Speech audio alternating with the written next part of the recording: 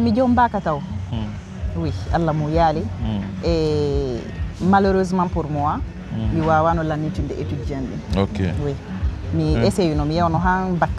J'ai fait le bac 4 fois mais malheureusement sans succès. OK. Donc fin 2024, j'ai décidé d'arrêter. Mon papa m'a dit de voir autre chose. OK. OK. Maintenant, je Conakry, des formations. Des formations, mais des petits métiers. OK. Couture déjà, comme je maîtresse couture. Donc, je suis bac, OK. Je suis à école, je suis à couture. Je suis à fayda mi ɗuɗali hay soñjagol moƴƴe nder mo par ce que harɓe sonni lam machine ɗo ni ko mi ño'anay hoore yam mi besonnaki e yawgo ñoaka yaasi on jarama wonɓe darde réfléchi ni harayɓe wonɓe yesso men ɗo harayɓe besonnaki présentede par ce que nini tigi on ɓe nangi région ɓe nangi toile on voilà ɓe wadde série ji ñaaɗuɗi ni e kamɓe complice maɓɓe je vais parler de Sidi voilà donc mi anda siko modi maɓɓe siko onno voilà donc haray tigi on nini no nangi mais haray men renseigné ke non haray na hikka ɗo ɓe fuɗɗi na hikka ɗo fuɗɗi ɗon tournugol mais voilà ɗe wawi innude ko nini ampoule ji ɗin jalbi moƴƴa e meɗe yeeli Allah yo continue et puis waɗo une belle carrière nala toon jam toon o kono ni nene tigi tigi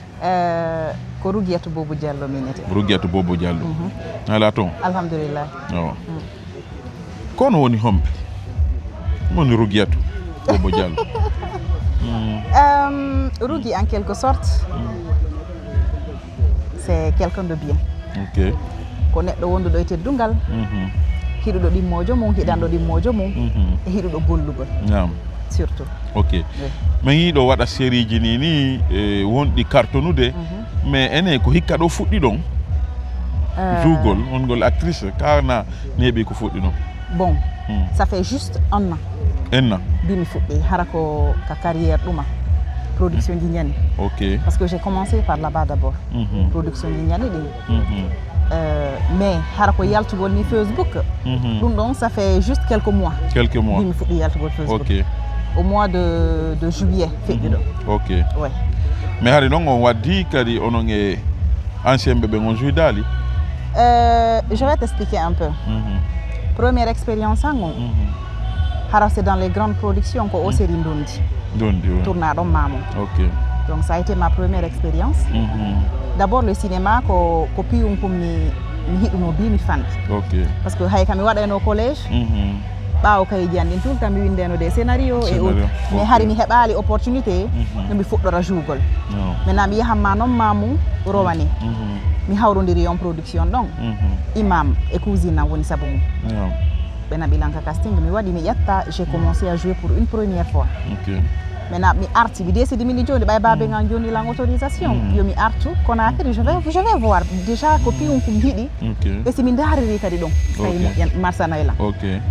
Donc mi ari Conakry Allah wallilan mi hawrodiri e Baldi mais c'est Ami Aminata Ba ko mi remerciata moƴƴa parce que ko on woni sabu andindigol lan e Baldi min e Baldi ɓay men hiidi vraiment o intégri lan groupe on et lui il a vu quelque chose en moi o yitalan an on tout ça et il m'a gardé min e makko fuɗɗode en tant que ɗum harka ko Facebook et il a commencé à me faire sortir petit à petit ha no hewtiri ɗo ni. Donc si mi faami aɗa dans un premier temps moɓɓe ɓe falno ka naton e mum oui pour un début oui ɓay on projet Mamou yalti mi noddunoɓe ka téléphone mi expliquani ɓe bon il était juste inquiet mon papa ɓay ɓe andi ɓe ni sa woni joni jeu o PC ɗa andi dewgal ngal satta yiɗa andi tum miyo no wayri no c'est tout parce que woɓɓe sikka kala rôle mo jouɗa hara ko no wawɗa exactement et ɗum kadi no haɗude yimɓe buy dewle tigi tigi on mais raison on tigi tigi no nder ton hara de fait que tum ɗa woni actrice na ɗum ɗon tum raison on harayno ton net mais yimɓe ɓe ngala yimɓe ɓe faama en fait mais quand je lui ai parlé il n'était pas trop d'accord mais ɓay ko c'est quelqu'un de très compréhensif. Il m'a rappelé le même jour ɓe mi ka kon ɗum innuɗa ɓaya haalani lami jaɓali tumbe ni jonni pati ma téléphone on mi jonni be ni onon ko honɗum wiwɗon pati angini a jodi bay berne makko no ƴetti accemo ndaren kono yalterta ɓenni yaw probléme ala ɓenni rogimini na wotieu majeur na pay kum hande kadi ɗa andi ko moƴƴamma hiɗa andi ko bonantama kominatama tout fait attention à toi kono mi fuɗɗori non ouais mais le premier film mo jouɗon en production ko no rôle on quand dondi j'étais la troisième femme troisième femme gorko no inneɗo Moussa mo mari ɓe nguuli fayda ko héritage woni ɗum a titre série o donc moi j'étais la troisième femme e nder on série ɗo moi j'étais venu récupérer parce que une femme enceinte mi ardi reedu min lan ari min kadi hettugol dondi ɓiɗɗo an on donc c'était un peu ça mon rôle donc et puis c'est parti bon no premier pas c'était difficile adopter le rôle jiɗi ɗum non avec moi ça n'a pas du tout été difficile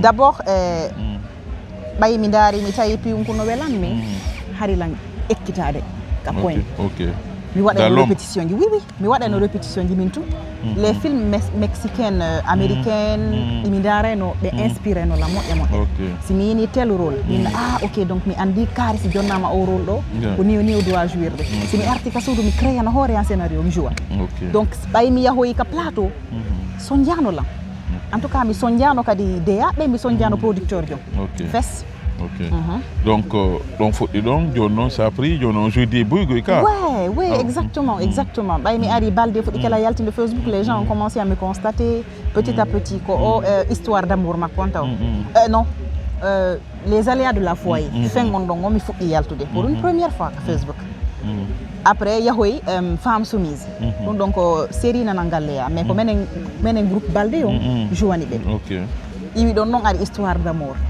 donc ɗum ko noon ko petit à petit j'ai commencé à sortir ha min e siddino men yiidiri noon tout ça no hewtiri ɗo donc ala onon e siddino hiitirɗon noon mais donc ko au cinéma ko hunde nde hiɗuɗo oui depuis à l'enfance min la wawi ndetode déjà hay hiɗugol piyum e je suis amoureuse du cinéma en fait parce que na côté jeu d'acteur on toon mi hiɗi tout ce qui concerne le cinéma woni ka montage woni ka réalisation ka production le tout en fait je suis na hiɗi ha feƴƴiti a waɗa montage kadi o film ay kadi oui bon je fais tout vidéo janɗi c'est moi qui réalise c'est moi qui filme oui parfois goɗɗi ɗon toon mi joguito har ko min filmata montage kan halala a monté oui là ça c'est bien donc filmage montage tout ka kala lan ukkido jungo seeɗa yeyde men hono yiide ɗon siidi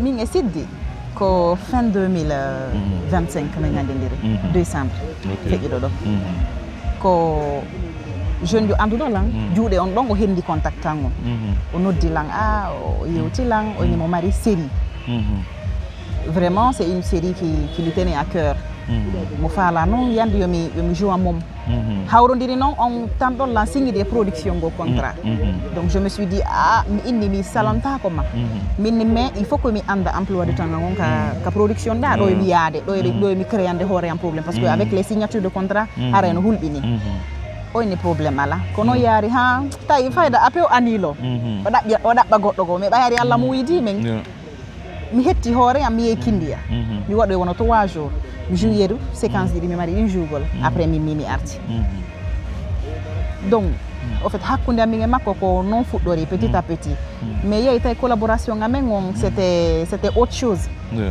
parce que min e makko mi weldi e nder ɗum et il était très content de fait que golle ɗe mi jonnimo ɗen c'est ko fait ko ɗen tigiri o faalano andi tun si a halfini goɗɗo piyum on tigui waɗi plus que ko habbinoɗa kon depuis ɗon oyni vraiment enen ɗo sagannaɗo arrêteten dans le cinéma je veux qu'on aille loin min il y a pas de problème moi je suis là pour bosser je ne suis pas venu blaguer dans le cinéma ko golle addilan donc dès que tu as besoin de moi fais-moi signe waɗɗon série taw mais waɗi on amoureux regret ɗon maintenant ɓay série o yalti nombre d'épisode makko on hari no fixa ko wono 30 et quelques ni o miijino oyni sago makko na e juutu mais ɓay série on yiɗama explosi sur la toile ha oyni rogui il faut que ɓeyditen seeɗa épisode ji ɗi sina ɗum famde ɓe mbiya donc si o ari noon Conakry parfois mais surtout to no mi yami joue rôle jigo min ɓeytta ha ye 40 et quelques tout ça mais hari han joni biko ina ɗon feñ yimɓe ɓen hari weltaki ko landi kon ɗon donc ono yaari ha ari kadi o série makko wonɗo joude ni mo ɓeynata hono amour d'une handicap.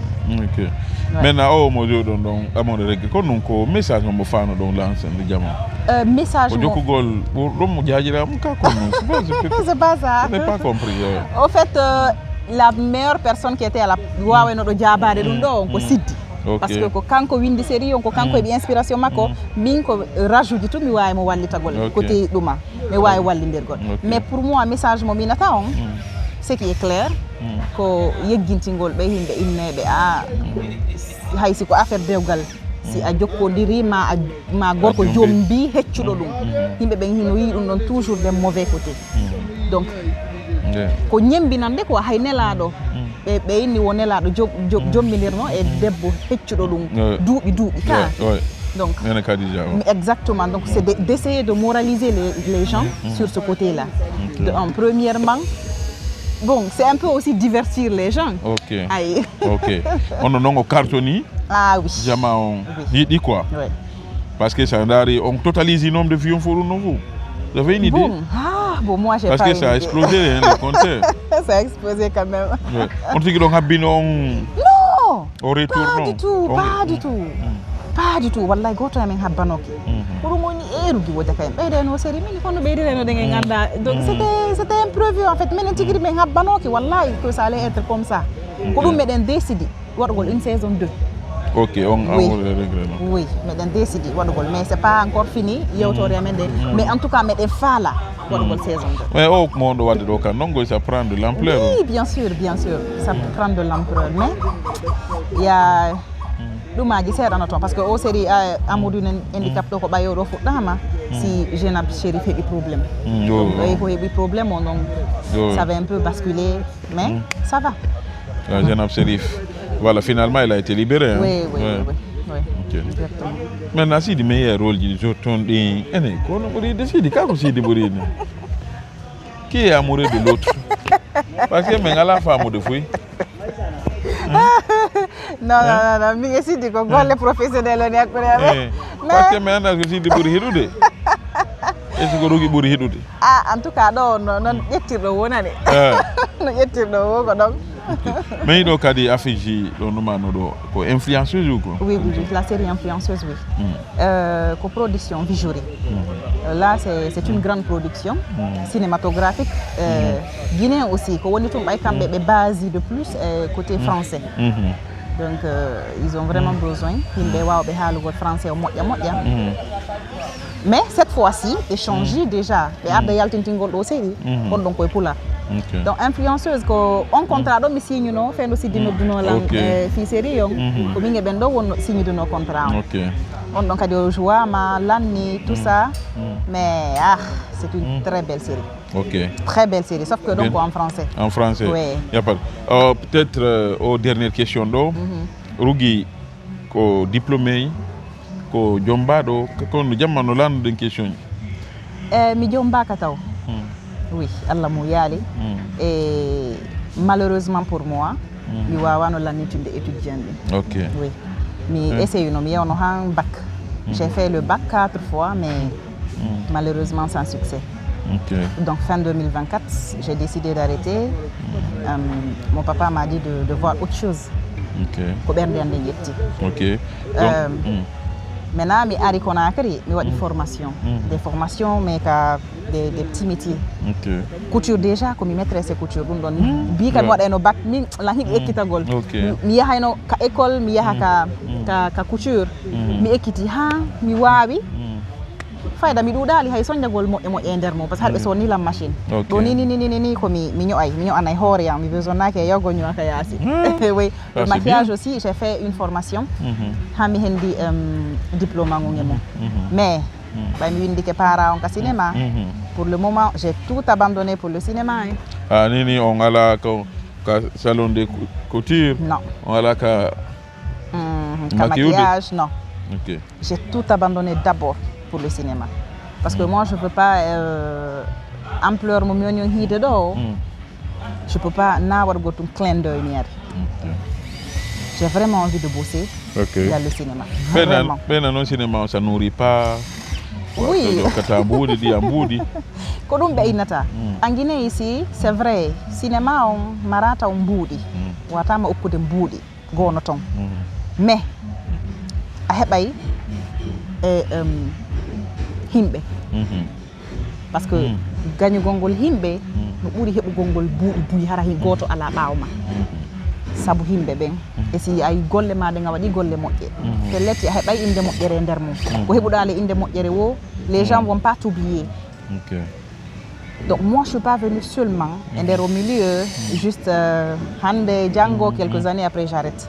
Non sina hara ko Allah muyanilam mi accitu wallahi ha min e cinéma o meɗen maɗɗodiri tan. Ok joni noon ko hono yomɓe kadi reewi joudugol min par exemple moi je rêve à l'international. L'international. J'ai envie d'envoyer le cinéma au moins une Guinéenne ou un Guinéen au moins hewti quelque part. Harna juste entourage au cinéma. C'est pourquoi quand on a une production guinéenne au cinéma mais en français, je vais me lancer. Casting. Parce que j'ai besoin de la révision de Gaulle et presque tous les acteurs du monde. Parce que ce sont eux qui m'ont inspiré. Pour Gaulle mi watti suivre Gaulle je suis tombée amoureuse du cinéma. Que ce soit les Américains, que ce soit les Nigérians, que ce soit les Sénégalais, les Ivoiriens. Kalado et Domamou, peu importe, mais que ce soit à l'international. Moi, je suis prête. Allez, donc à faire une carrière. Hein? Oui. Oui. Donc, on a une perte de temps, on a la contiguë au Canada et cinéma. Exactement. Na do Canada cinéma fess. Ma non, c'est parce que je veux être une star. Non. Harana fi affaire cinéma on fait wallahi billahi moi la célébrité ko pium ko bisu sali non taw bisu sata célébrité fess j'aime être dans mon coin mais bayi la hidi cinéma on tay mu kike mum tay ko kanyu yadata forcément ça ko kike mum ko be inde ma den jawa si a wadi golle modje ko be inde ma den jawa sinon la célébrité moi ça me dit pas trop donc mi ala wadi de dundo fi yo mi wonu célèbre ma yo mi wonu star non ça n'a rien à voir mais j'ai envie de montrer que vraiment oui c'est que inno be ben cinéma on puinam surtout mi holla be law wonde man no na puinam parce que de un wodo go cinéma il faut avoir la tête tranquille ko hakkil mo lanaki joni a winday a réaliser a produire lanna etta ka téléphone ma wada montage c'est pas chose facile. Bon, les grandes productions, hein? Harana, ils sketch de même, comme un film sur téléphone. Les grandes productions. Imaginez financement, dans tout le temps. Nous avons 500 milliards. 500 millions, je veux dire. 1 milliard. Finance le projet cinéma. Série. Maintenant, si nous avons une série reçue ici, tu peux gagner le triple ou le quadruple de ce que tu as dépensé. Pour risque quand même, pour business. Donc, ça m'a caladé. C'est pas une blague. Et puis votre amour pour les grosses motos. Moto voilà. Ah monsieur l'ami, on m'a mis là. Eh bien ouais, c'est comme ça. Comme il dit au maman. Donc maintenant mengu la table to. Donc je peux maman dogina moto ne. Ah oui. Pour ano ju ben pita goy. Non maintenant donc faut comme kautal. Pita labe dalaba comme kautal comme nengon. Mais plus des balles de grosses motos comme ça. Oui.